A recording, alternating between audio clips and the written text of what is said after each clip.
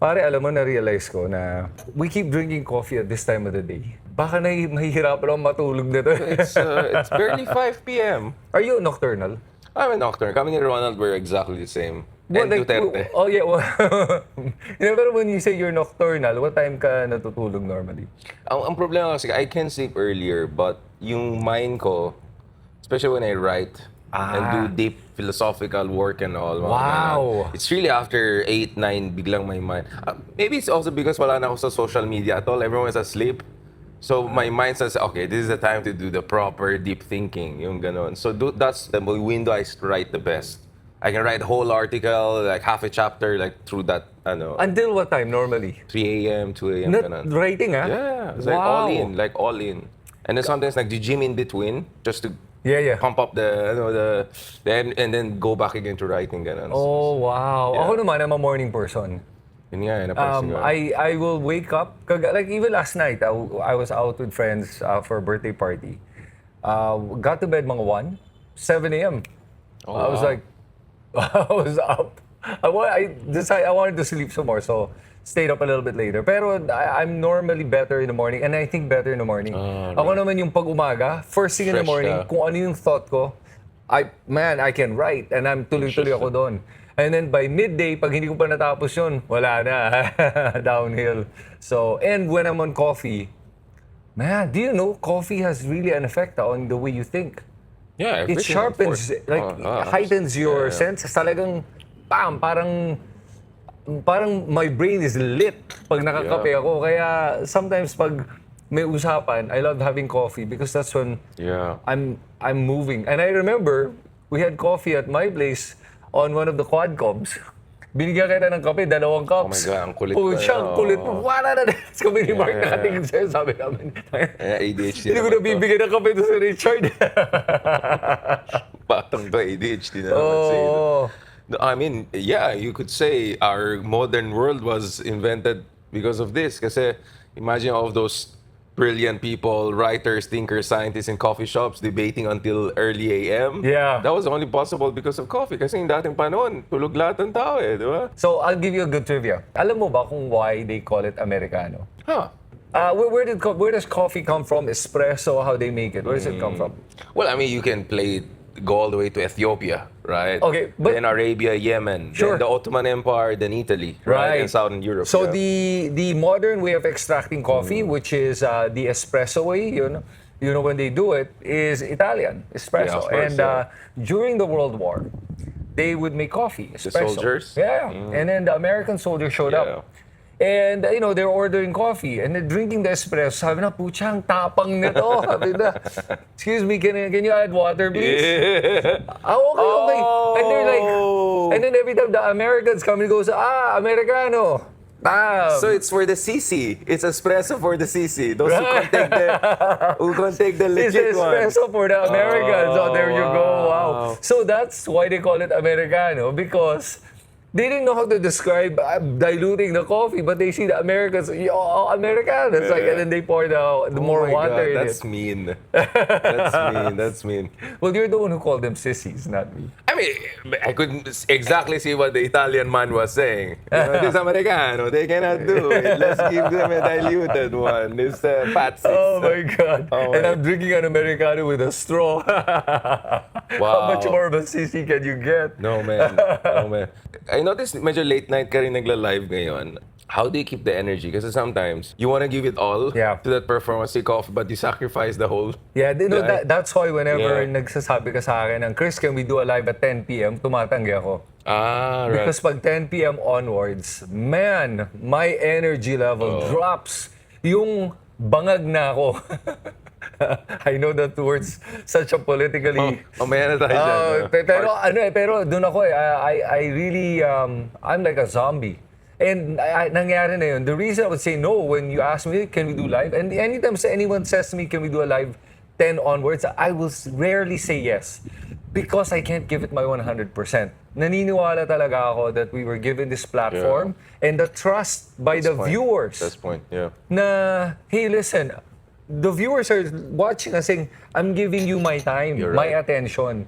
So I think we owe it to them to give our best perspective, our best self Kasi they gave us our time and they gave us our attention. Tapos you're gonna show up half-ass. What? You're gonna show up drunk? You know what I mean? Or you're gonna show up sleepy? Or you're gonna show up without doing your homework? It's the same, eh. So I wouldn't even go on a podcast if I don't know the topic or if I'm not familiar. That's why kung I'm not familiar, I'll say, I don't know anything about it. Yeah. Diba? In case you're gonna pretend. People gave you their attention and you're gonna pretend you know something when you don't. Yung ganon. So, nangyari sa akin one time, I had a podcast. I started at 9:45. By 10:30, I was going off not on a tangent. I was going to another universe and I don't even know it. Yeah, I was mumbling. Until yung minamahal ko knocked on my door and said, babe, Buti wake ka up. naman nakabantay sa'yo, no? I said, oh, and then I was like, what am I talking about? I didn't even realize what I was talking about. I felt so bad I wanted to delete that video. You guys aren't gonna find it. Anyway, I checked it when I watched. It was just parang one sentence, biglang I would say something like, alam mo, this government, sobrang grabe talaga yung corruption. Tapos pupunta ako sa magkakape ako mamaya.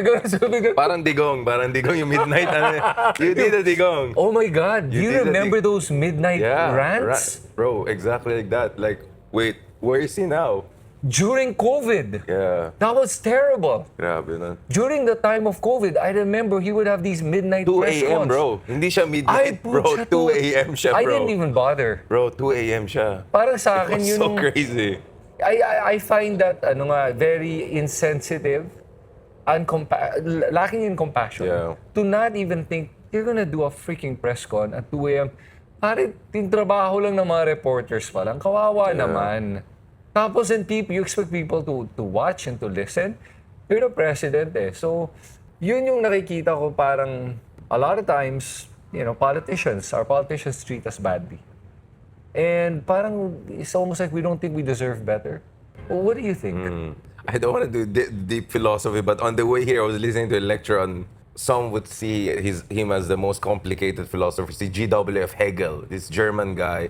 Very interesting siyang philosopher because he was in early 19th century Germany. Ito yung time na, Germany was divided, they were trying to unify, become a strong nation. At yung argument niya is, how can we create a modern Germany na both malakas yung Estado and may freedoms, yung mga individuals? How do you balance the two? So he had to come up with very elaborate ideas.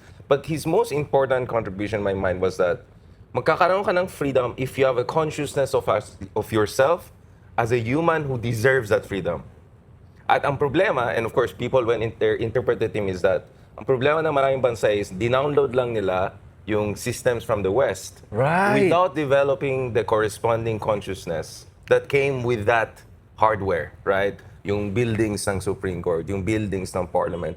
Again, it's kind of related dun sa civic education na sinasabi ko na meron tayong karapatan pang tao, mga ganun, all of these things written there in the Constitution. Pero tayo mismo bilang mga ordinaryong mga mamayan, na-develop ba natin yung consciousness natin of ourself as this, made in the image of the Lord? In fact, ang argument ni Hegel was that Christianity actually helped to develop this. People always think religion is bad for freedom. But ang point is that it was only when Christianity came that people realized there is also a divine spirit within us. Right. Before that, it's only gods who determine everything, di ba? And the last important thing I want to say on this is that, again, going back to the Odyssey, di ba? If you watch yung old classical works and all, basically, we're at the mercy of the gods. Right. The argument of Hegel was that you have modernity when you are at the mercy of the state. Because yung Estado, pwede niya alagaan lahat ng mga pangangailangan mo. Look at the modern states around the world, right? In Norway, Sweden, right? Basically from cradle to grave. Alaga ng gobyerno. Yes. Back in the day when there was no state, modern state, you're at the mercy of the gods, right? You have to pray to Poseidon, you have to pray to Zeus. Right. Galing ng idea sa Diyos. Now you can see where I'm coming from when I say deep philosophy. Nung pinapakinggan ko, sasabi niya, yun yung kahalaga ng modern state. But how do you make sure the state becomes so powerful and at the same time, re-respetuin niya yung karapatan pang tao? And that's why the citizens should also be conscious of their own rights. So magkakaroon ng konting tensions parati yan between a strong, capable state and a free society. Interesting. Ako, sige. I believe in the idea of a small government. I don't believe in big government.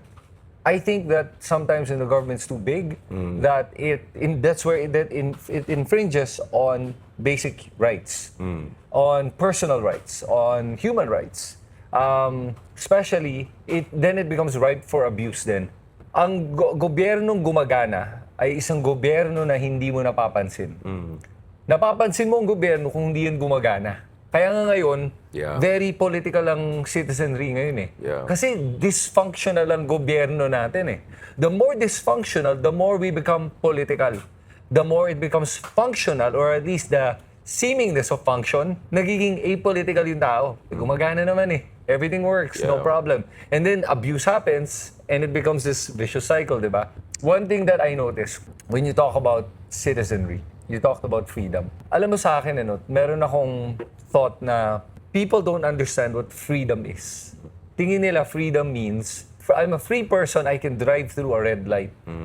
Because I'm free. This is a democracy, I can do whatever I want. I am a free person, so I can throw trash anywhere I want. And wala kang magagawa, which reminds me, may nahulog na trash sa bulsa mo pala. Oo nga pala. Ano ba yan? Sorry. ATM lang. Hindi, baka yun yung parking ticket mo. Anyway, so yun yung nakikita ko ng parang they have a misconception of what freedom is. And freedom that I can do whatever I want. But with freedom, ito yung isang important part of it, responsibility. You cannot be free if you're not responsible. So, I don't know if you see that connection, but there's a very strong link between the two. For example, I'm free to throw garbage anywhere I want in my house. Sa bahay ko lang. So, isipin lang natin yung bahay. You're throwing garbage all over the house, di ba? What will happen? You start magkakaroon ng disease, magkakaroon ng bacteria, this place will smell, you're probably throwing up already. You probably got sick because of all the stench from all the garbage on the floor of your house because you don't want to. I can do whatever I want. I'm free to do whatever I want. Because you decided not to clean up, you become imprisoned in that, and you become sick. That you're actually not free anymore because now you're imprisoned by your sickness, diba? And then you will die. So yun yung point of freedom. I'm free to do whatever I want, but I have to be responsible to clean up my own place. Kasi pag naglilinis ako, then I have my health. I have the freedom to move around. I can do whatever I want, diba? But that's what I mean by there's a direct correlation between freedom and responsibility. In the same way, we have our democracy, but we have to be responsible for that democracy. At ang nakita ko dito, tingin ko is, there's a part of me that thinks, did we get democracy too easy? Is that why we don't value democracy or panghawakan natin yung demokrasya natin ng sobrang higpit na bantayan natin to? Bakit parang walang ganun? Is it nga because we got it easy? I mean, look at the US, civil wars. And patayan. I'm not saying we should go through that. God, I hope not talaga, please. Na huwag tayo umabot doon para makamit natin itong demokrasya. Huwag naman sana. But if you look at all countries that have gotten to where they are, they went through this hard struggle. France. Diba? The French Revolution. Look at that. Even when you look at Rome, and you look at even in the ancient times, how they were able to eventually get to the democracy that we have now. Ang daming pinagdaanan yan. So do we need to go through that? So a couple of things. I mean, right off the bat, maraming bansa na dumaan sa maraming traumatic experience and they ended up worse.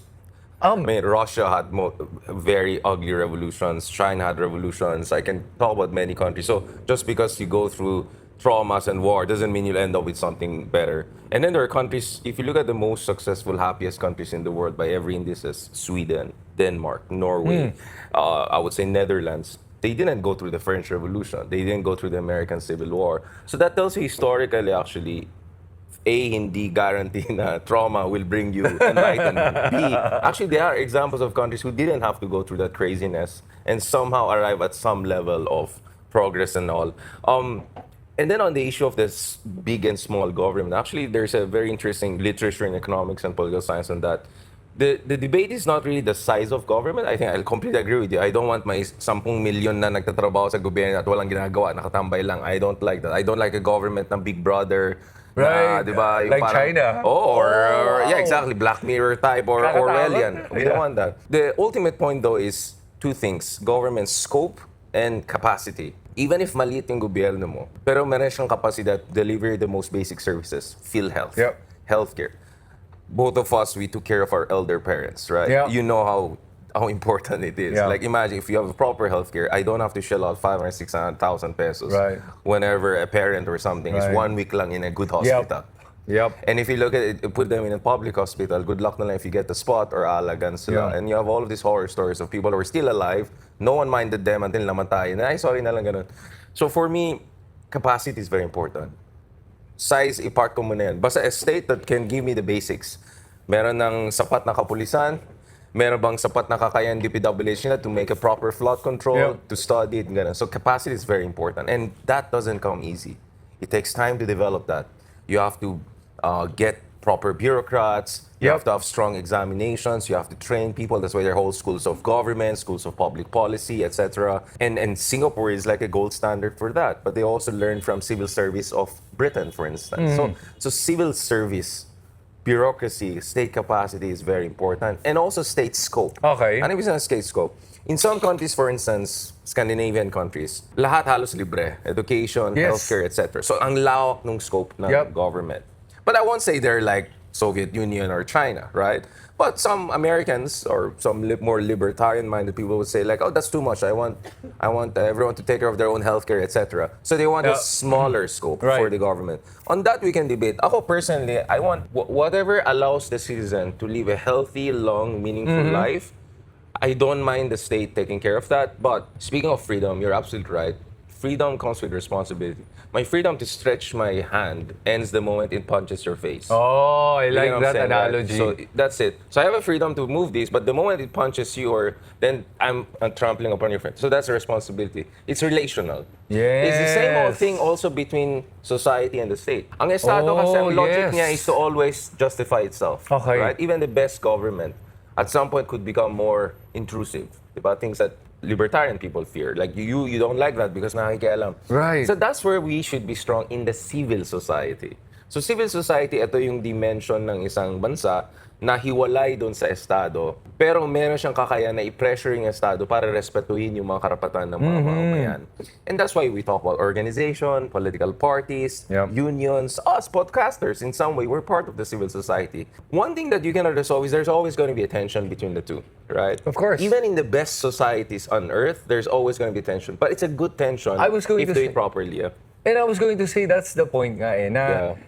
naalalahanin natin that tension and differing opinions actually strengthen Yeah. the overall system. Meron kasing school of thought na lumalabas sa bansa natin na parang pag ikaw nagdi-dissent ka, Yeah. kritiko ka, masama ka. May gano'n, di ba? Umabot na nga tayo sa pag nagki-criticize ka, gago ka, dapat pinapatay ka. Umabot tayo sa ganung Yeah. punto na nga. Dapat makulong ka. Sandali lang, ang dissent actually helps strengthen any idea. When it challenges an idea, it strengthens it. And if you look at the best democracies, that's where they have the best differing opinions, polar opinions, battling it out. Gamitin natin ng mas simpleng explanation. Kasi I'm in production, so I know this. Yeah. Naalala ko yung cameraman ko at audio man. Nagkakasundo sila. Interesting. Yeah. So nagalit ako. Sabi ko, pare may problema tayo. Tingnan ko yung audio man ko. Alam mo ano yung problema? Dahil yung audio man ko, nag-agree with the video. And the video would agree with the audio guy. The cameraman would be like, sir, alam ko na importante yung audio. So sige, ibaba mo yung boom mic. Habang nag-uusap, ito yung boom mic, nandiyan dyan.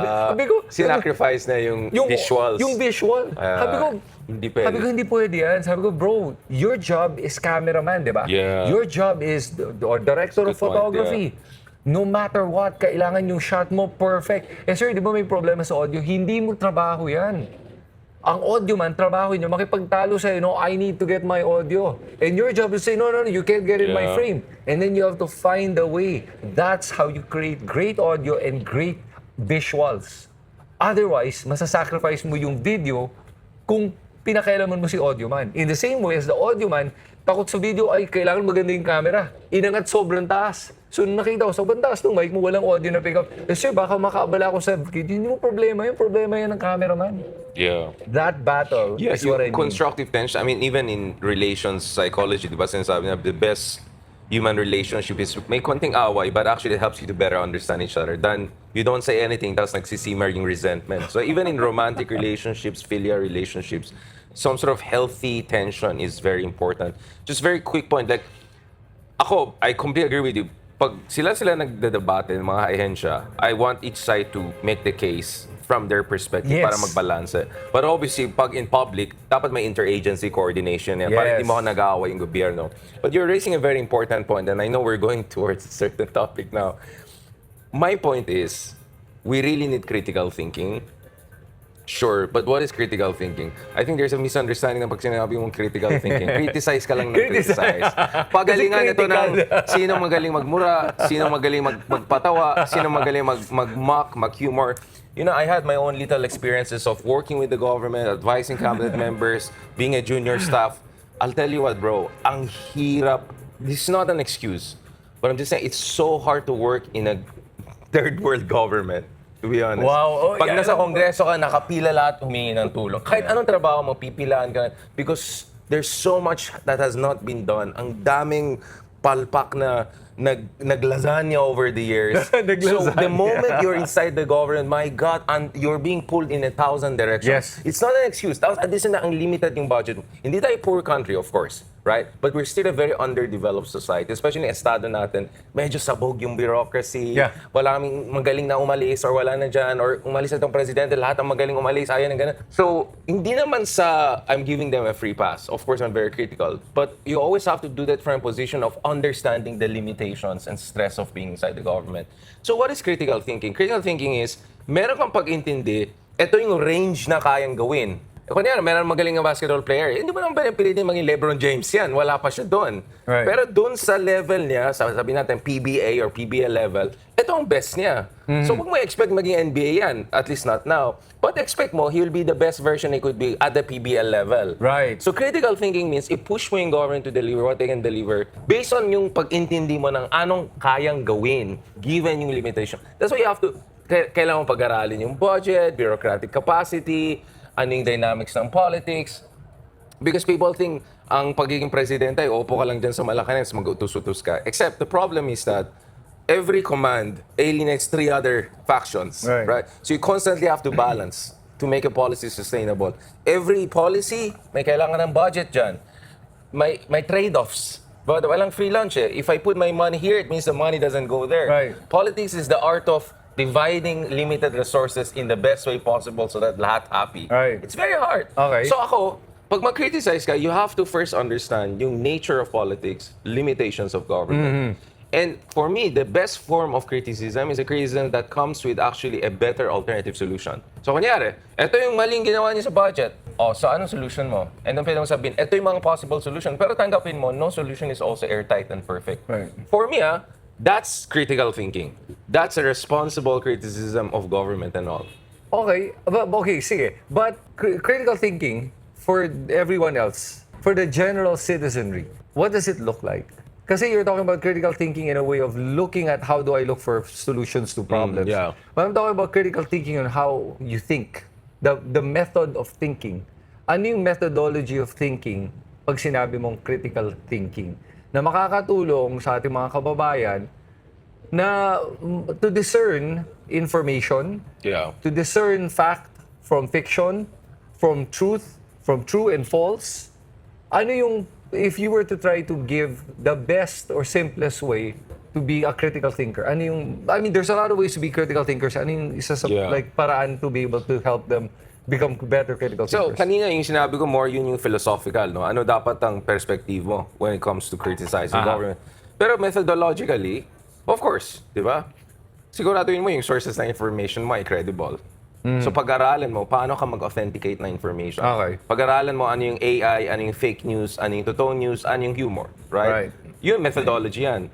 Pag-aralan mo din, sino yung mga thought leaders na authoritative na pwede mo pakinggan, pero hindi lang isa.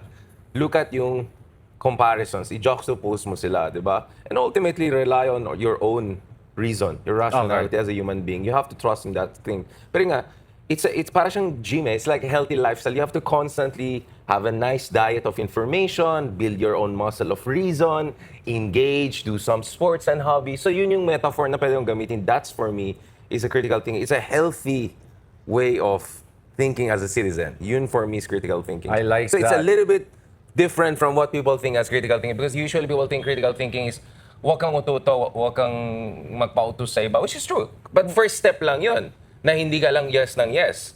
Pero pag no ka lang ng no rin, hindi rin yan ang critical thinking. It's precisely the transcendence of the two. Yung opposition of just criticize and just follow, and then mag-next level ka mag-synthesize. That for me is critical thinking. Alam mo, para sa akin kasi, critical thinking naman. If I were to try to give a simple advice on kung paano maging critical thinker, I like the first principles way of thinking. Break it down to the simplest problem. Kung ano yung issue, break it down to the simplest issue. People complicate things so much. That's what's happening now. Correct. A very simple issue. If you can break it down, we can all agree na mali yun eh. Yun lang. Tanggalin mo lahat. Nagnakaw ba? Hindi. Namumuliti ka lang eh. Hindi, okay kahit sabihin mo namumuliti ko, natanggalin na. Nagnakaw ba? Hindi. May ginawa bang mali? Wala. Yun. That is critical thinking. You're trying to simplify it and not complicating it. The other one is, pag ginawa mo yung pag-iisip mo based on ano ba yung prinsipyo mo. This is something I've talked about since I started vlogging. Right. Yung most people kasi, they base their logic on the personality versus the principle. Kung anong sinabi ni lagyan mo ng pangalan, iba na yung aking prinsipyo base sa kung sino yung nagsasalita o kung sino yung gumagawa nun. And I think the problem is people are so stuck and not willing to change their perspective because of ego as well. Yeah. Yeah, And emotional investment. Kasi, emotional investment. kasi minsan, there's a lot of literature in psychology on that na yung iba, nag-subscribe sila sa isang ideology. It could be religion, it could be political, whatever. Because yun yung sense of belonging nila. And in fact, there's even a better explanation for that from a neurological perspective. Pag naniwala ka sa isang ideolohiya o religion or whatever, nawawala yung uncertainty sa buhay. May sagot na eh. Andyan na eh. Sarap buhay eh. Ayun. May sagot na. Lahat may sagot. Ayun. Diba? Basa. Diba? May sagot na eh. Ganon. Yun ang dahilan bakit ang lakas ng hatak ng mga ideolohiya in various forms. Of course, ideology is like a good food or medicine, right? Like at a certain level, kailangan mo ng konting framework sa buhay, diba? Hindi naman pwede yung Right. mangmang ka lang. Kunya, ako, ang ideology is ko, we have to have a free society, a strong state, ganon. Pero yung ganyan ka lang, dogmatic ka lang, and anything else, mali, masama, demonyo, ganon, ay, parang drugs na yan, overdose na yan. Right, diba? okay. So, that's what actually science teaches us na lahat tayo, because back in the day, ang hirap ng buhay, hunter-gatherers tayo, pwedeng kainin ng nanay mo ng isang leon, pwedeng kainin ng anak mo ng isang... So in order for us to cope with that stress, imagine, how can you live your life? Hindi mo alam kung may pagkain ka mamaya. We came up with belief systems and all. Now, we're protected by this and that. So, meron siyang evolutionary biology purpose. Right. Ang problema is, nawa-weaponize yung ibang entrepreneurs, mga demagogues, populists, itong tendency ng human being to look for political certainty. So, when sabi nung isa, akong bahala, 6 months, wala nang krimen, ito sarap. Ba't pa tayo magdidebate ng law and order? Ba't pa natin debatein ng saligang batas? Andiyan na si tatay. Solve lang. Sarap ng feeling eh. It's so stress-free to be part of a kulto. Yun ang problema. Yun ang problema, pare. And you have a group, di ba? Meron kayong group chat. Lahat kayo, di ba? Tatak, di ba? It gives you a sense of belonging. All of these things are important for us as biological beings. Kasi mga tao, hinahanap natin yung sense of belonging, yung sense of certainty, because life is hard to be alone and uncertain all the time and all. It doesn't make, I'm not giving an excuse, I'm just explaining bakit unfortunately maraming nag-abandon ng kanilang critical thinking. So critical thinking for me is also fundamentally asserting your individual reason. Huwag kang magpapadala. Yung pinakasimple kong individual reason. Yeah. Isa kang independent sovereign being, made in the image of the Lord. Yun ang pag-isip ko dyan. Pag critical thinking means that, huwag kang magpapadala sa iba. Think for yourself. Hindi lang, yun ang problema nga, groupthink. Exactly. Pucha, groupthink is so prevalent now. Yeah. Kaya nga, pag tinignan mo social media, how do they do groupthink? Somebody will make a post, and then, manipulated yan, manufactured. All these comments going, I agree, tama. And then ikaw, nagbabasa ka, kung hindi ka independent thinker, you go, sa bagay, everyone thinks the same. Siguro tama nga. Kasi takot kang kumontra sa karamihan because nga of this idea of belongingness, wanting to belong. Hindi, tama yan. And you'll be punished. And yung stigma. If yun. Kung you stick your neck out, ikaw unang mayari dyan. Yeah. Hindi lang stigma, the bashing, Yeah. the cyber attacks, the canceling, yun. I remember back in the last administration, yun yung nangyari, di ba? Kaya people were afraid to speak out. Pag kunwari, yan na, may nag-post, mali. Lahat, pam, tuloy-tuloy. Agree. Ikaw yung, teka, mali yan. Boom! Microscope ka, ikaw ngayon ang babanatan. And people were afraid of that. People were so afraid of being bashed back then na people were afraid to speak out. And I remember that time. Buti nga ngayon, at least alam na natin, teka, troll lang pala yan. Medyo, ano na tayo ngayon, parang, screw you.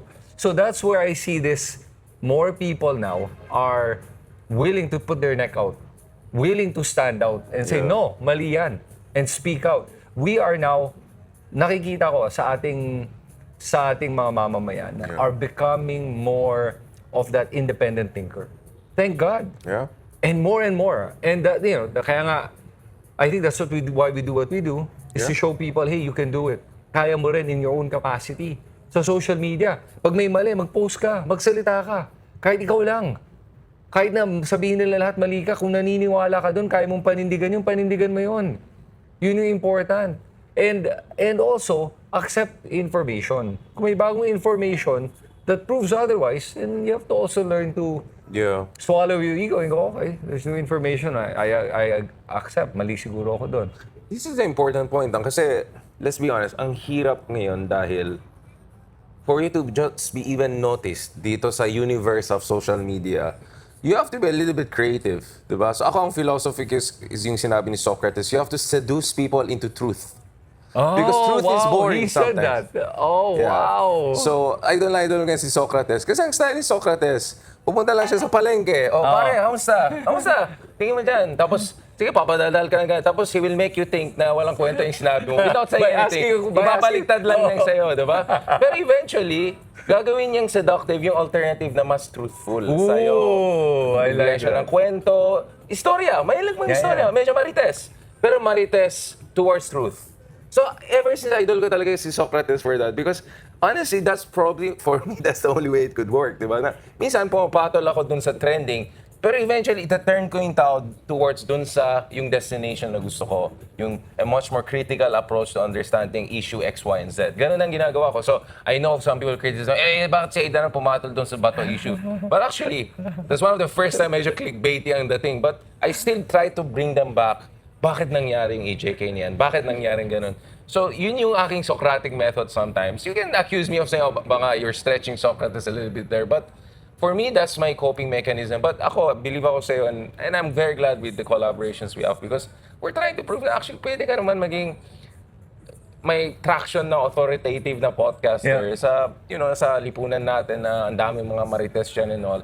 By doing it in a decent, a good-willed way and good vibes way. And I think itong coffee talks natin, I saw the response are good because I guess there's a goodwill there. Yes. There's a good vibes there. Yeah. And it's based on facts. It's not like nag-invento tayo ng mga mga situations tayo dito, di ba? Yeah, and also, when you talk about yung making it sexy, telling that story. Spice it up. Yeah, spice it up.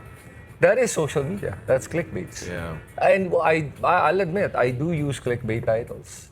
Maganda rin yung mga I like your thumbs, bro. You do a very good job. Yeah. And I remember the one video that blew up yung sinabi ko, I'm not voting for Lenny. Yeah. Back in 2022, that was it. Oh. And it was funny because I literally meant that. Yeah. But it was because it was said in a way where it was inflammatory to the kakampings. Strong hook. Oo, tapos for supporters of the Uni team, we're like, oy, sino itong nagsasabi na hindi daw ipobote sila? Hindi share lahat. Kung galit ko, hindi That was share. very Socrates. And then your point basically was that because I don't vote for personality, I base for policy. That's Socrates. That's classic Socrates. Strong hook. Pero actually, malalim yung destination. Oo, malalim. And people got it. People got it, man. And so you see exactly what I'm saying. Yeah, I realized that you do need to do that. And so that's why I'm not apologetic kung clickbaity yung titles ko because that's what you need. You're right eh. Ang hirap mapakinggan dito sa mundo ng social media. And kung titignan mo, ang mundo natin ngayon ng impormasyon ay nasa social media. Hindi sa totoong buhay. Yeah. Etong mga discussions, if there are people here, 5 lang tayo, how far does it get? Versus social media, this kind of discussion can get to thousands of people. So it's much more powerful. Pero then again, syempre, yung usapan din, maganda pa rin yung mga kasama mo nakaupo, kakausapin mo. Yun yung nakikita kong problema ngayon. Nagpapanggaan tayo sa social media, naglalabanan tayo, pero in real life, hindi tayo nag-uusap. I'll be first to admit, guilty ako doon, na hindi ako makikipag-engage sa mga iba't ibang mga tao sa in person. Kung may Yeah. Duterte supporter dyan, I will not engage unless you ask me to. I will not. Kasi I don't wanna stress people out. Yeah. Pero yung girlfriend ko kasi, may habit siya na, "Hi, oh, nice to meet you. Sino sinuporta mo na election?"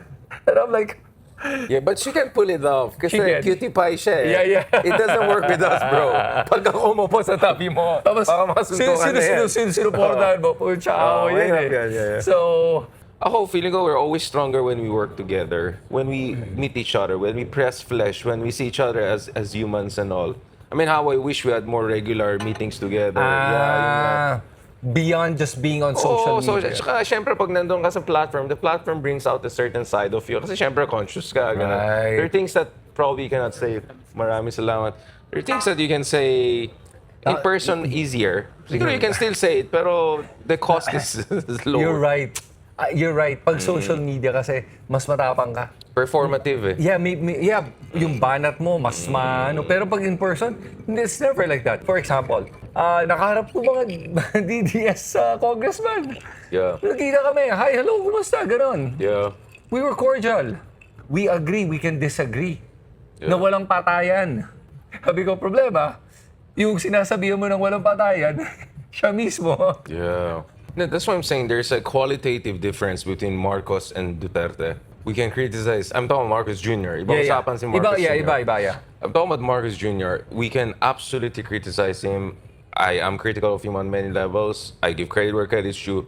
But I'm always aware, iba si Digong eh. Kasi si Duterte represents really an anti-constitutional framework. Extra-constitutional. Yeah, I mean, basically, hindi siya naiwala sa alternative perspectives are valid. It's either mine or kalaban kayo ng taong bayan. You're either criminal, oligarch, you're enemy of the people. Yung demagogic. Yeah. That's a classic populist demagogic thing na either makinig ka sa akin, susunod ka sa akin, or kalaban ka ng bayan. Yes. So sorry na lang kung may nangyari sa'yo, di ba? Right.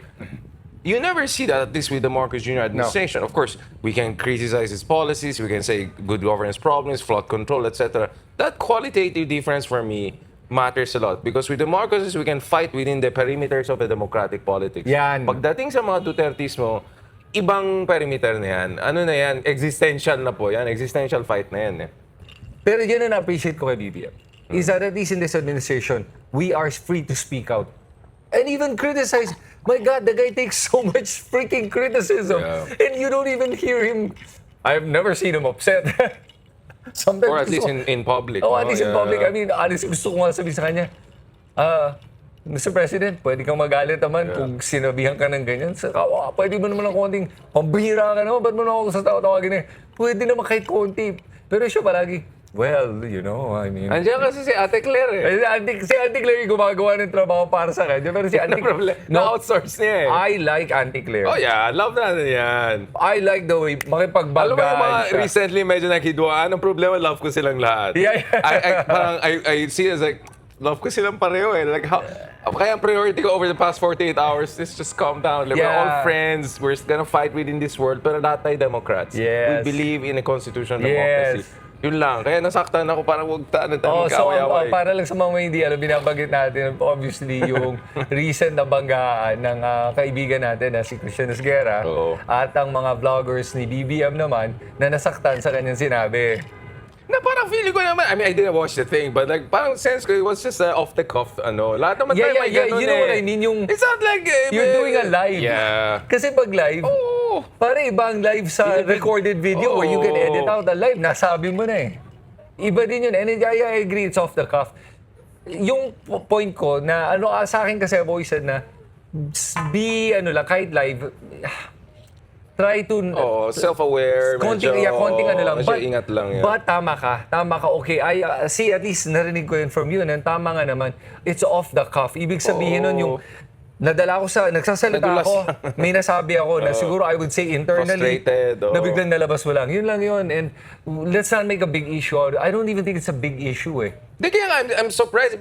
Parang worry ko is kung hindi natin, we're all adults here, we're all friends. Yes. So kung hindi natin i-control yan, mag-mutate yan eh. Mag-mutate, magiging bitterness. Mamaya, rin tayo mga Duterte niyan. Oh. Kaya I always say, big picture. Ayaw the ball. Ayaw the ball, guys. Yeah. Oh, parang we're on this team. Oh, We gotta shoot the ball this exactly. way. Biglang nag-aaway tayo for the ball. Saan tayo dadalhin to? Pinagpipiesta ng mga DDS yan, nakita ko online. Sabi ko, nako. Kaya nga, I didn't want to make a statement. I'm in a grieving period and all. But I said, you know what? This is getting out of control. I have to make a statement. Of course, ayoko yung person. People know. I don't know. I don't. Of thousands of articles and vlogs I did, I don't think I ever personally insulted Duterte, never mind BBM, right?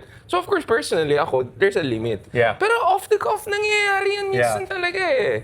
How should I put it? I mean, after all, mga podcasters, we're human beings, you know? Yeah. When you're subjected to thousands of positive and negative comments every day, it does certain things. So ako, ang advice ko lang to fellow podcasters, to myself always, because I was in the hot seat multiple times throughout years. Last year, parang daming, So kung nagkaroon ako ng konting gentleman reflection na nagpa-Oxford ako, was, like, we also have to guard ourselves sometimes, because you're absolutely right. We're so privileged to have this platform. Na may mga libo-libong tao or 1 million people are following us here and there. Sometimes kasi we parang feeling, dapat lang, galing ko eh, di ba? Yun lang. Yeah, so, and napansin ko sa ating kultura, people will forgive anything except what looks like arrogance and hubris. Very sensitive ang mga. In the Philippines. Yeah, very sensitive. Kahit tama yung sinasabi mo, kung mayabang yung pagsabi mo, hindi ka to. Kahit maling sinabi mo para mabait ka, papatawarin ka. Meron tayong political cause. I was always critical of that because always, in a way, I've been a victim of that culture. But I learned you have to deal with it. Bakit mayabang ka ba, Richard? I think dating ko sa ibang tao. I'm humble enough to realize that hindi ako mayabang, but I could come off as mayabang. Or obnoxious? I don't know. Usually that comes from obnoxious people who say that obnoxious. Yeah. I have no problem with nice people, with good people and all. Pero yun nga, I don't know, there's a lot of, siguro because of the colonial experience, because of being talked down by all of this horrible colonial, meron tayong sensitivity talaga sa ganun. Sige, so here, I'm gonna end this with this for the viewers that are enjoying our coffee conversation. Ito lang. Let's challenge this to everyone. So ano tingin nyo, guys? Obnoxious ba si Richard o hindi? Sulat nyo sa comment section sa ibaba. You're rage baiting. I know. And all of that. No, I'm not. Tell me what you like about Richard. And tell me what you like about me and what you don't like. Oh, yan. Ganito na lang. What do you find obnoxious with each of us? Oh, yan. And Sige, what you like about each of us? And more than happy to get constructive Sure, criticism. absolutely. Yeah, absolutely. More than happy. And we do appreciate all the viewers that are here today. At andito kami pala sa Manila House. Yes. Oh. Thank you to Dito sa Manila House, yeah. we were here outside in the balcony or the veranda area. Yeah. Pare, ang sarap dito kasi sarap. hindi mo nararamdaman na nasa BGC ka kasi ang taas eh. Yeah. And then you get a great view of the entire area. Kung may concert nga dyan sa 5th Avenue sa Correct. baba, Yeah. ito yung perfect area, di ba? For Nice. New Year's Eve, maganda dito. Times Square. We're next to Times Square, yeah. Pero mahal dito, no? That's an obnoxious question. I'm just kidding. Hindi, ang point ko lang kasi is, I'm not a member here. I mean, it's obnoxious if I'm a member I'm kidding. and I say mahal dito. I'm not a member, by the way. Squatter ako dito. Ano lang, just to be clear, ito lang order namin ngayon. Kasi yun ang afford namin ngayon. So, Pero I do enjoy this Yeah. place. And to hang out here, it's very private. and please don't forget also yung mga podcast series na ginagawa namin dito sa Manila House, right? So hopefully we can have you back, Ronald and the gang. So we had a very good, very good mix, and of course some of the also more technocratic people. So from industrial policy to corruption, lahat yan pag-usapan natin dito sa Manila House. Thank you so much for hosting us today and adjusting even the volume and all para we have this solo Yon. moment here. And thank you very much, Chris, for being a good friend and being a good inspiration. There was one comment, I know we were supposed to end, but there was one very nice comment that someone made. Kasi, if I posted something like, don't follow a podcaster just because sinusuportahan niya yung politika na gusto mo. Follow mo siya dahil may personal growth ka, Right. dahil yung pagmamahal mo sa bahay ng mga, so syempre may mga nire-react na. And then someone said, ganito na lang, ang best barometer is that yung anak mo, gusto mo maging katulad ng podcaster na yan or hindi? Yun na lang gawin mo. And that actually makes sense, right? Yeah, Do you want the next generation to be like that podcaster or not? If the answer is yes, then maybe that's the person you have to follow. Ayan, so like and subscribe. Yun yun. Sige, thank you everyone and we'll see you guys on the next Coffee Conversation. And subscribe to Flipside Network. Oh, Flipside Network, Ayun, yes. If oo. you're not subscribed, subscribe na. Itong channel na to kasi is really good Baby stuff. natin yan. Yep, okay. We'll see you guys.